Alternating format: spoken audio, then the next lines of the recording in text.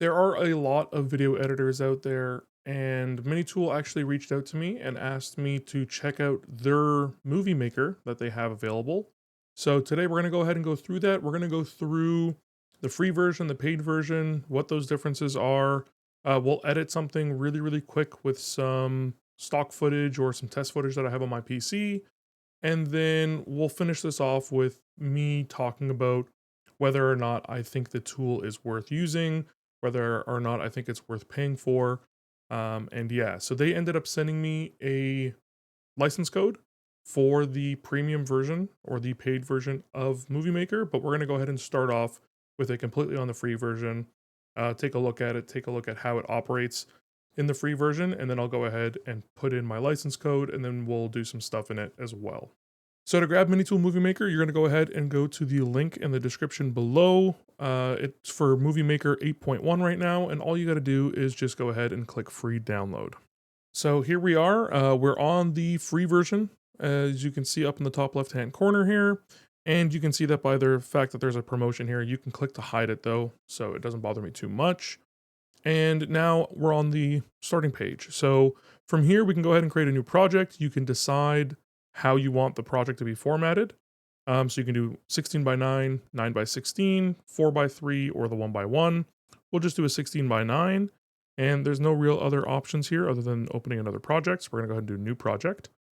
And this is what the layout looks like. So overall, extremely simple. Um, it doesn't seem overly complex. It's not a daunting thing. It's not intimidating. So that's nice. And we have a few options here. So let me go ahead and import some media. So we'll throw this in there. And let's go ahead and throw in some Half-Life Alyx trailers. We have a little bit of media brought in. So you can either do it like I showed with drag and drop, or you can go ahead and import media files. You can just go ahead and do that. So we'll grab one more thing. Let's grab some duck season. We'll throw that in there as well. Oh, actually, I wanted to do it like this. So we'll go ahead and open it. So it's just going to add it. So again, you can drag and drop. You can go ahead and use the import. That's fine. It'll go ahead and organize your media based on the type. So it'll do either videos, music, or pictures. So that's kind of nice. And then you have your timeline down here. So it's a pretty standardized timeline. If we go ahead and drag our media on here, you would go ahead and drag it into a spot. And then, you have all your stuff here. And then you can have a separate audio track. It keeps the audio and the video on one. They're not their own separately shown tracks here. So that's a little bit interesting. If we want to go ahead and add another video track, we can go ahead and do that. Throw something on top. So we have those options there as well. You can zoom in, zoom out of your timeline, kind of move things around and kind of do stuff like that. Now, within the player, there's not a lot of options here. You can change your volume, you can, play through the media, and that's basically it. You can change your aspect ratios here if you want to as well, so that's kind of cool. And then when we have a video highlighted, we have a few options here. So we can flip it, rotate it, scale it, adjust some colors. You can grab their own 3D LUTs. And I don't think there's a way for you to import your own LUTs, so there's no real option for that. You can do speed, so you can slow it, speed it up, you can reverse it, all that kind of stuff. And then you can adjust the audio, so you can fade it in, fade it out, have the volume, stuff like that. So that's pretty nice as well. One thing you'll notice here is that there's a download YouTube videos button. This just goes ahead and launches a web page for you to download another one of their tools. So it's just showcasing that they have another tool that'll allow you to download YouTube videos, and you can then import them into Movie Maker if you want. And then we have a few tools here, so we can go ahead and we can delete the current selected media. We can split it. So if we want to go ahead and split this Alex track into two, you can either click the little scissors here and it'll go ahead and split that. Or if you put it somewhere, you can go ahead and click the scissors here and it'll split it there. So that's nice. You can also do some cropping. So if you want to go ahead and make the video a little bit smaller, you go ahead and do that. You can set it to a specific ratio if you want to, and then press OK. So now it'll be zoomed in on that little clip. So you have things like that. You can also adjust the scale from here. So you can zoom in even further, zoom out, do all that kind of stuff. So you have those available to you. And then we have the other stuff. So we have audio. So with audio, they have a whole bunch of stuff that's built in. They have a bunch of music and they kind of put it into genres. They also have sound effects that are all available to you as well. And it seems like they're constantly expanding the amount of options that they have in here. So that's kind of interesting. It's nice that they provide you a bunch of default ones. And the only thing is, I don't know exactly if these are entirely copyright free. I would hope that they would be if they're allowing them to be used in videos. But you would have to go ahead and either figure that out with MiniTool or cross your fingers and hope. But these are all available to you. You have the ability to add text, so they have a bunch of interesting text styles and stuff that you can go ahead and use. They have captions, they have full titles, and then they have credits. So it's very interesting as well. There's a few options here. If we go ahead and throw one on, you can go ahead and change the fonts.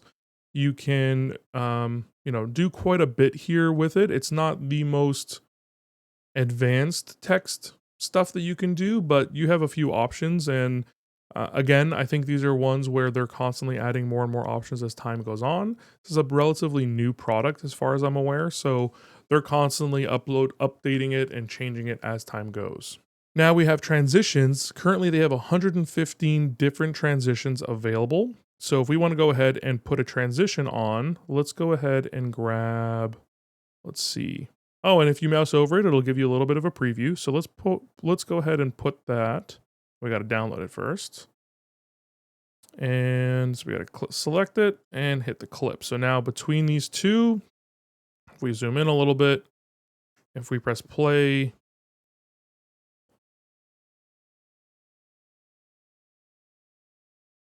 a little bit quick. Are we able to adjust the length of the duration? Yes, we can. So we can make that a little bit longer.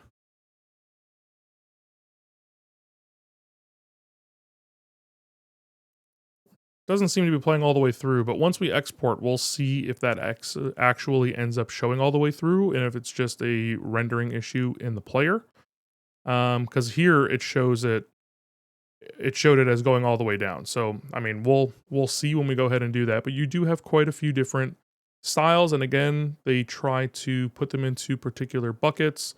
So lights, wipes, advanced, diagonals, iris, page peels, and reveals. So that's interesting. Some of them are just images, and then some of them, like we were showing earlier, kind of show you a little bit of a preview. So that's interesting as well. Now, next up, we have effects. So with the effects here, we have a whole bunch of effects. So these would be good if you're going to do stuff for like social media. If you want to go ahead and throw on a flame, go ahead and put that on there. It's its own track, so you can extend its length. And if you were to go ahead and play, it would just have that there. So this might be interesting if you want to go ahead and create some kind of overlay or some kind of background for your streams. Stuff like this actually could be pretty interesting. There's quite a few options here. Again, they do try to organize them all within different kind of categories. So love, overlay, opening and closing, AR stickers. So I guess this goes ahead and edits your skin. Let's go ahead and go to my clip with my face on it.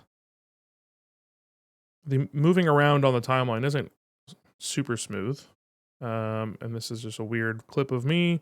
So let's go ahead and put big eyes. Let's see how big eyes works.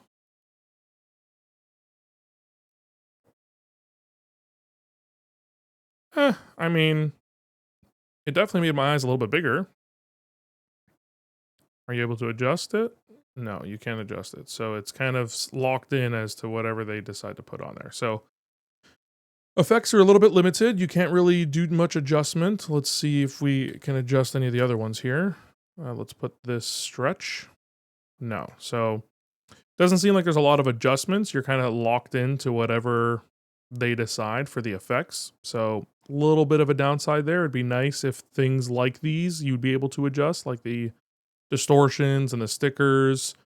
The other stuff doesn't really make sense to, but stuff like that, it would kind of make sense, like an intensity slider or something like that would be nice. Let's see one of the beauty ones. Let's see if maybe they have it on there. So let's do beauty skin. Let's make myself a little bit prettier.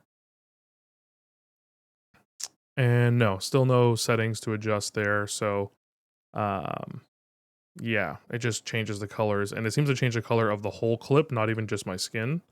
So, don't really know what's going on with that. Now with filters, these are just going to be, it looks like full color filters and effects filters. So let's go ahead and put this on. So these are just changing the colors. Motion blur. It's going to do some color jittering. So I mean, there's a few options. There's 84 of them here, which isn't a ton, but you know, if something like this interests you and it fits the content that you're making, then that's nice. Seems a little bit limited, and again, it doesn't seem like there's a way to adjust these. It's just you get what you get, and you can't make any kind of adjustments to it, which again is unfortunate. I really think that they should have some kind of way to make adjustments to these, because doesn't make any sense for it to just be a hard lock, except for things like black and white, maybe. But even then, you might want to adjust the colors on that a little bit as well. For elements, we have 381 different elements, and the nice thing is they have some pretty useful ones. So a subscribe lower thirds kind of style is really nice to have. It's something that you normally have to pay for from a lot of people to get into other programs. So it's nice that they have these kind of included. They're extremely common. You know, they're used by most content creators. But I do notice that they only have like a like, subscribe. Doesn't seem, we'll go ahead and find all the rest of these, if maybe under web. Okay, so they do have other ones for like follow and stuff. So if you're using platforms that don't use subscribe, then they have those available as well. So this is actually pretty nice that they have all these kinds of things available, and they're just included in the software. It's nice that you can have these really easy. And then they just have a whole bunch of other just random stuff that you could figure out if you want to use in your software. If you want to use it in your content, sorry. And if we go ahead and like throw like a smoke cloud, doesn't look super great. You have to change the scale to get it to fit your content, but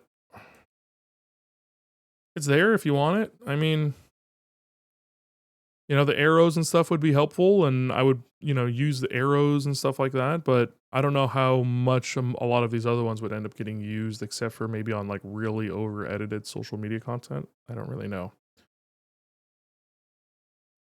Next up, we have motion, and this is stuff that I use quite a bit in my regular editing. So it's kind of nice that they have this. So let's go ahead and like, if we want to outline something in a video.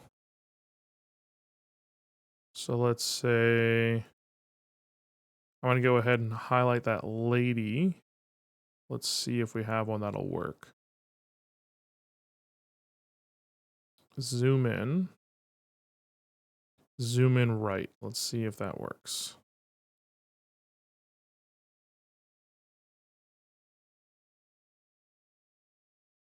There's too many cuts in here. It doesn't work great. This, we're gonna go ahead and undo the crop. Ah, that's nice. We can undo it. We can reset it. So that's nice and easy at least. And then let's see how this looks. Let's go ahead and press play. Doesn't seem to be doing anything. I have to put it onto the actual clip. Let's see. Zoom in right.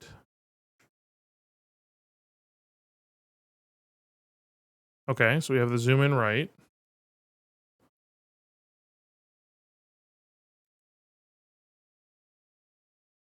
I don't know. It just doesn't seem to.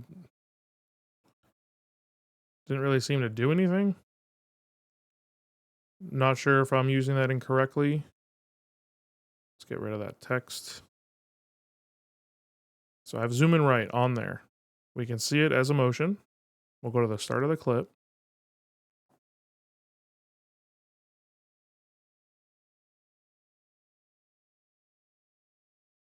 Yeah, at no point does it seem like it's zoomed in. So not really sure. Let's try another one.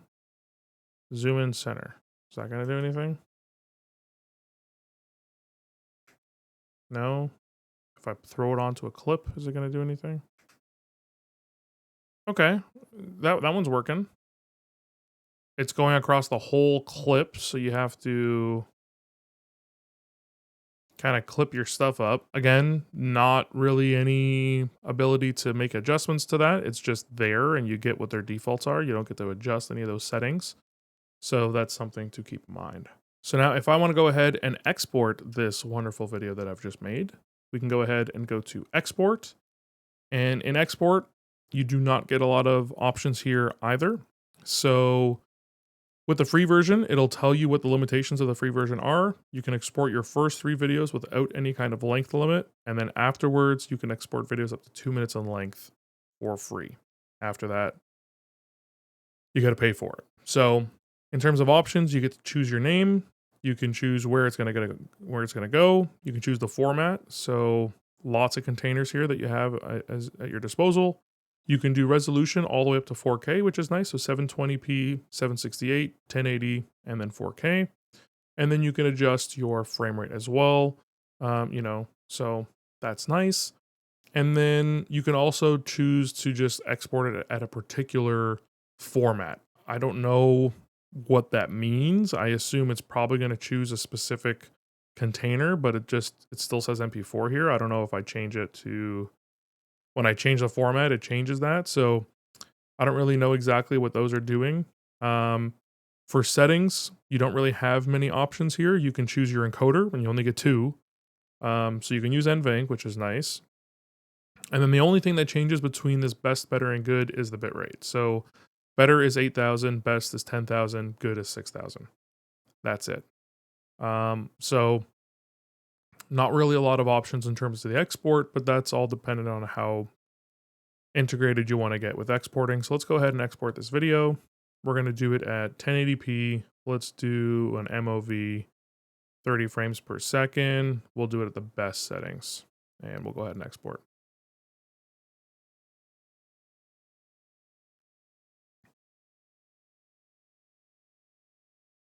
All right, so the export took quite a long time for a video that was only 5.5 minutes. It took well over 4 minutes to render, and there's not a lot of stuff in there other than the actual video content. So relatively slow. Wasn't really utilizing the GPU very much at all. I think it went up to maybe 10% utilization with using NVENC. So pretty slow. So let's go ahead and watch that video.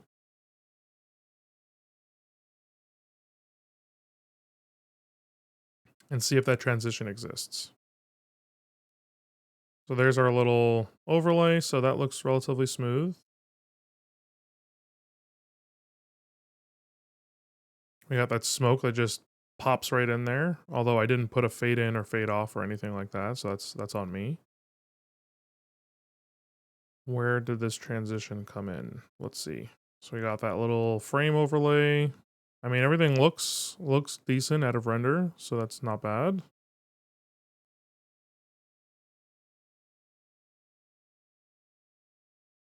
Okay, so the transition rendered fine, and we have our export. So comes out to about 400 megabytes, not terrible. But yeah, that's the software. So now the really important thing is talking about pricing. And as we mentioned in the free version, the biggest limitation with the free version, you can export your first 3 videos without a length limit, and then any videos after that are 2 minutes maximum. So if you're just doing stuff for Instagram Reels, Shorts, TikTok, and stuff like that, and you're keeping everything under 2 minutes, you can just stick with the free version and you're fine. Once you go up to the paid version, $13 a month if you want to go with the monthly subscription. That only works for one PC. And you have 1 month free upgrade. So if they upgrade to a newer version, it doesn't seem like you get that after 2 months. Don't really know how that verbiage works. With the annual subscription, it's $36. Again, still for one PC, you get a 1-year free upgrade instead. And then the ultimate plan, lifetime, 3 PCs, and you have that. So now it's do I think it's worth it? And to be completely frank with you, I do not think it is worth paying for. And I think in terms of free, DaVinci Resolve for free has way more functionality, way more uh, customization of everything from the effects, the transitions, the export settings. You get a lot more control in DaVinci Resolve. It may be a tad bit more daunting, but if you're just doing simple editing, DaVinci is really easy to get in and out of as well. DaVinci Resolve can also be used on iPads. So if you have an iPad, it's a very easy process to use in there as well. And for free, DaVinci Resolve is easily, hands down, the best video editor that you can get without paying anything. Now, in terms of paying for it, again, if the free version I don't really think is worth it, the paid version still gets outdone by DaVinci Resolve in every single way possible, other than maybe the simplicity of the user interface. And that might change as MovieMaker goes on, and maybe they improve their feature set and they, take a lot of feedback and kind of adjust it. But at this current point in time, DaVinci Resolve Free is better for you as a free option, and it's better than the paid option of MiniTool. It just does so much more for you than this is able to. It's a lot more flexible. It's a lot more customizable if you need to do things. It's a lot more powerful. You just get a lot more with it, and it's still free. So that's my overall recommendation. If you do want to go ahead and try a free movie editor, you're more than welcome to check out the MiniTool MovieMaker for free. Try it out, see if you like it. If it works for you and you don't really need it to do anything additional, again, the user face is super simple, so you can easily get someone who is not very computer savvy to use MiniTool MovieMaker, kind of get their things done. And it doesn't cost anything to try it out, and you get your first 3 videos at a full length. Anything after that, after those first 3 videos, it's limited to 2 minutes, but you can try it out and see if you like it. But I would just really recommend, if you're looking for a free movie editing tool and video editing tool, you want to try this, go ahead. But if you want something that has a lot more features to it, go ahead and try DaVinci Resolve. But yeah, with all that said, I really do hope you found this video helpful, and if not, I at least hope you found it interesting.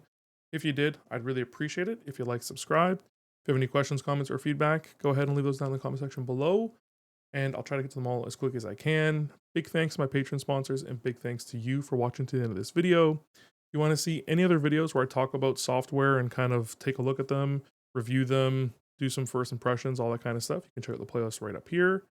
And as always, stay safe out there. See you next time.